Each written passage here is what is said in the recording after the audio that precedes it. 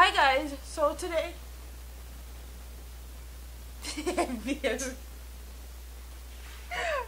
found one more. Why am so close to you? Because that's how I like my videos. Close. Whip or something? Really? I will show this right here. Let me big up all the people from Southside Chicago. 51st and 13th. The homie Ray Ray. Free my nigga Zoe. I'm out. Alright, so in today's video we're going to be talking about this counterfeit bust that they did in Jamaica. And at first I just seen the pictures of all the merchandise that they literally stacked up on a truck to bring to throw it away, dump it basically. Them dump all of it and burnt it. So this article says 2 Chinese nationals have been charged by investigators from the Counter-Terrorism and Organized Crime branch of the police force, following the seizure of counterfeit goods valued at over 300 million in an operation on Princess Street in downtown Kingston on Wednesday. 40-year-old Zhang Timping of Kingston 5 address and 32-year-old Yang Zaho of Kingston 8 were both charged with unauthorized use of trademark, breaches of the Customs Act, and misleading and deceptive conduct. Reports are that about 9 a.m. lawmen were on an operation in the area when a number of stores were searched. Hundreds of counterfeit items including shoes, clothing, phone cases, backpacks, and other items were seized. 6 persons, 5 males, 1 female, were subsequently taken into custody. However, 4 were later released. The accused are to appear in Kingston and St. Andrew Parish Court on May 2nd. And they didn't say if they were remanded or not, or if they got bail or not. And these 2 people that they held were Chinese nationals. And that's what the headline says. 2 Chinese nationals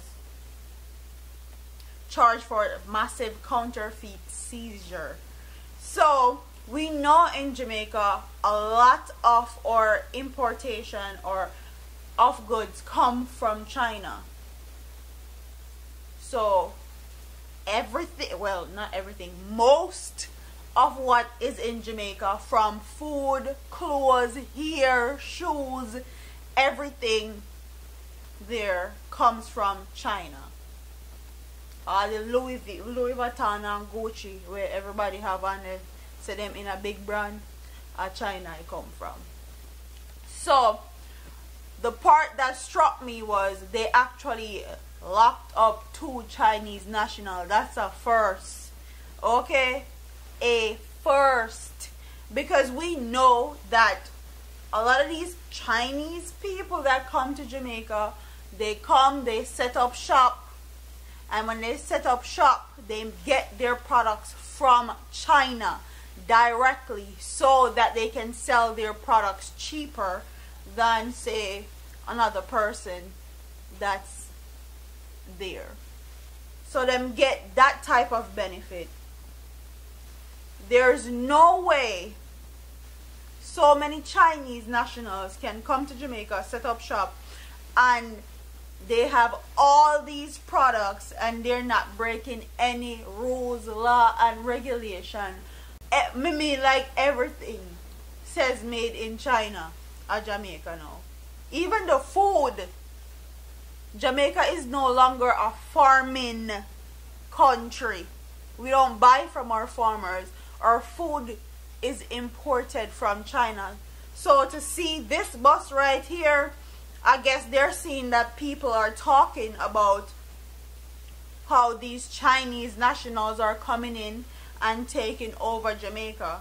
And quite frankly, when they come in, they make it hard for other people, especially other Jamaicans that are trying to build and grow their business in certain communities, because them can't afford to import the things them from China cheaper.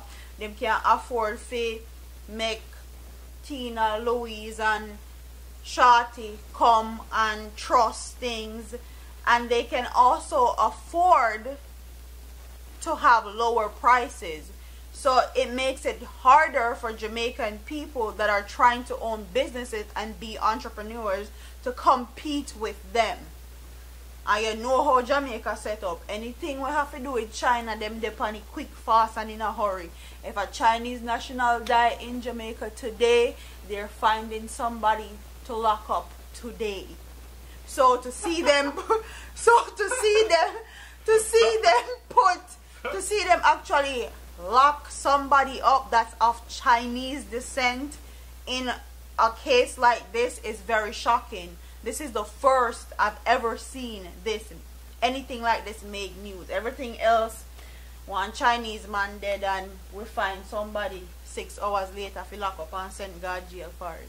Same thing with that Chinese lady that boxed up that little girl for $40 Jamaican dollars, not even $1 US dollar.